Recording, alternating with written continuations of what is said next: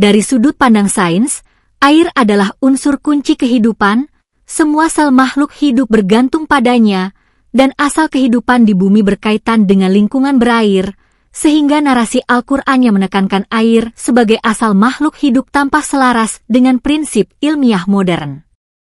Sedangkan dalam Alkitab beberapa gambaran tentang air sering bersifat simbolik atau tidak konsisten secara ilmiah, sehingga bila ditimbang dengan logika akal sehat dan data empiris, pendekatan yang menempatkan air sebagai dasar kehidupan lebih mudah dipahami dan sesuai dengan realitas alam. Jadi Al-Quran menekankan prinsip logis, yaitu air sebagai sumber semua makhluk hidup, penciptaan manusia secara bertahap, dan konsistensi internal yang sesuai dengan pengamatan ilmiah modern. Sangat logis. Di sisi lain, Alkitab hanya menekankan nilai moral dan simbolik, sehingga penjelasan tentang air dan asal kehidupan kurang konsisten dengan ilmu modern. Narasi Adam dari tanah dan air sebagai samudera awal hanya bersifat metaforis, tanpa mekanisme ilmiah yang jelas dan tidak logis. Itulah kelebihan Al-Quran yang logis, dibandingkan Alkitab yang hanya membahas air sering bersifat simbolik dan hal lain yang tidak penting. Agar Anda dapat memahaminya dengan lebih baik, berikut ini pendapat Notebook LM. Oke, selamat datang kembali. Kali ini kita akan bahas sesuatu yang fundamental banget, air. Tapi ini bukan pelajaran kimia.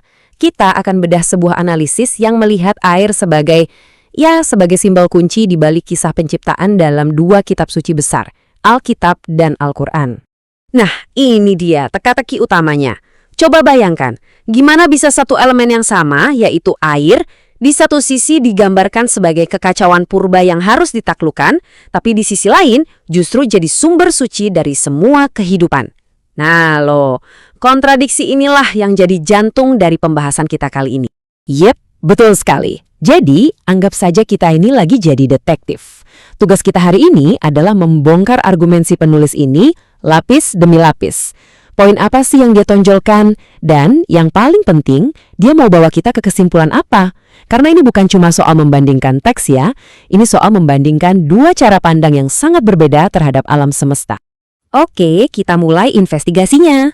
Kita akan ikuti dulu alur argumen penulis ini dari perspektif pertama, yaitu cara dia membaca peran air di awal penciptaan menurut Kitab Kejadian. Analisis ini langsung to the point, membawa kita ke ayat-ayat paling awal di Alkitab. Dan dia menyoroti satu kata kunci dalam bahasa Ibrani asli, Tehom. Menurut penulisnya, ini tuh bukan sekedar lautan biasa. Tehom ini, dalam konteks mitologi kuno di Timur Dekat, adalah simbol dari perairan purba yang luas, tak berbentuk, ya intinya simbol kekacauan total. Dan ini fondasi pertama dari argumen yang dia bangun. Jadi, kalau kita ikuti logika ini, artinya apa? Artinya, air itu udah ada sebelum penciptaan itu sendiri. Poin yang mau ditekankan di sini adalah, tindakan Tuhan itu bukan menciptakan sesuatu dari nol, dari ketiadaan, tapi lebih ke tindakan mengorganisasi. Jadi Tuhan bukan menciptakan air, melainkan menaklukkan, menata, dan memberi batasan pada kekacauan yang udah eksisten. Nah, sekarang kita lihat kelanjutan argumennya. Setelah alam semesta diatur, fokusnya kan bergeser ke penciptaan manusia. Dan menurut si penulis, disinilah elemennya ganti total. Dia menunjuk ayat kunci yang satu ini. Dan disinilah poin krusial dari analisisnya. Menurut penulis, asal-usul manusia di sini tuh sama sekali nggak dikaitkan dengan air. Rumusnya spesifik banget. Debu tanah plus nafas ilahi. Titik. Si penulis ini melihatnya sebagai sebuah narasi dari zaman sebut saja pra-ilmiah. Zaman di mana orang belum tahu soal biologi sel atau fakta sederhana bahwa tubuh kita ini kan isinya sebagian besar air. Oke, kita udah lihat satu sisi argumennya ya. Sekarang kita beralih ke perspektif pembandingnya dari Al-Quran. Menurut analisis yang sama, disinilah kita akan menemukan perbedaan yang sangat fundamental. Si penulis langsung menunjuk satu ayat kunci ini sebagai pilar argumennya. Dan dari air kami jadikan segala sesuatu yang hidup. Dia berargumen, dengan satu kalimat ini saja, Al-Quran itu seolah-olah mengangkat status air. Dari yang tadinya cuma latar belakang kosmik yang kacau, sekarang jadi asas utama dari semua yang hidup. Artinya, dalam pembacaan si penulis, air bukan lagi simbol kekacauan yang harus dilawan, tapi justru sebaliknya. Jadi semacam rahim, tempat kehidupan itu sendiri muncul. Jadi, menurut interpretasinya, ini bukan lagi cerita tentang satu makhluk saja, tapi sudah jadi sebuah prinsip biologis yang universal. Dan tentu saja, dia langsung mengaitkannya dengan pemahaman kita soal biologi modern. Nah, di sini si penulis merangkum argumennya soal apa yang dia sebut sebagai konsistensi dalam narasi Al-Quran. Dia bilang, ada benang merah yang sangat jelas.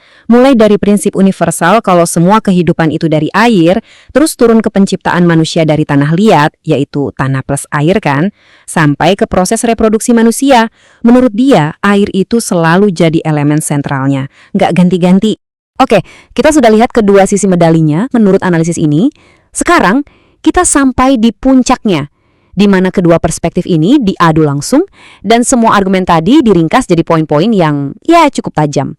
Yuk, kita bedah bareng-bareng papan skor akhir versi penulis ini. Pertama, soal air di alam semesta, kekacauan mitologis, lawan elemen kosmik yang teratur. Kedua, hubungan air dan kehidupan. Yang satu katanya nggak eksplisit, yang satu lagi jadi prinsip universal. Ketiga, asal-usul manusia, debu plus nafas ilahi versus tanah plus air plus biologi. Dan ini dia, poin yang paling provokatif. Dia menilai konsistensi ilmiah yang satu lemah, dan yang satunya lagi kuat. Sampai kerangka berpikirnya pun dia bedakan. Yang satu disebut mitologis-teologis, maksudnya ya fokus ke cerita simbolis. Satunya lagi naturalistik teologis, yang menurut dia menggabungkan iman dengan prinsip-prinsip yang selaras dengan alam. Tentu saja sebuah analisis seperti ini nggak berhenti di perbandingan doang.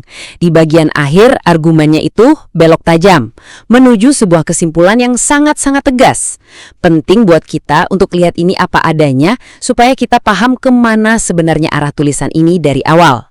Dan inilah puncaknya. Dari analisis, tulisan ini beralih sepenuhnya jadi sebuah ajakan yang berbasis keyakinan. Teks ini ditutup dengan kalimat yang sangat lugas ini. Jadi, kita bisa lihat ya perjalanannya, mulai dari analisis teks, geser ke penilaian yang diklaim ilmiah, dan akhirnya mendarat di satu kesimpulan teologis yang sifatnya sangat persuasif. Oke, setelah kita bongkar seluruh alur argumen si penulis, dari A sampai Z, sekarang coba kita mundur selangkah. Lepas dari kesimpulan spesifik dia, ya, analisis ini sebetulnya memantik sebuah pertanyaan yang lebih luas, dan mungkin lebih relevan buat kita semua sekarang. Kalau kita saring, pada dasarnya kan analisis ini memetakan dua cara pandang fundamental terhadap alam. Yang satu, melihat alam yang diwakili air sebagai sesuatu yang liar, kacau, dan harus ditaklukkan, harus dikendalikan. Sementara yang satunya lagi, melihat alam sebagai ibu, sebagai sumber dari mana kita semua ini berasal. Jadi ini bukan lagi cuma soal teologi kuno kan, ini soal dua filosofi dasar tentang di mana posisi kita di planet ini. Dan inilah pertanyaan yang ingin saya tinggalkan untuk Anda renungkan. Nggak peduli narasi mana yang menurut Anda lebih logis atau ilmiah, pertanyaan yang lebih besarnya adalah bagaimana sih cerita-cerita asal-usul kuno ini, entah yang tentang penaklukan atau yang tentang kemunculan, ternyata masih membentuk hubungan kita dengan planet ini hari ini. Apakah cerita-cerita itu masih punya pengaruh? Dan kalau iya, seberapa besar? Nah, itu mungkin sesuatu yang menarik untuk kita pikirkan sama-sama.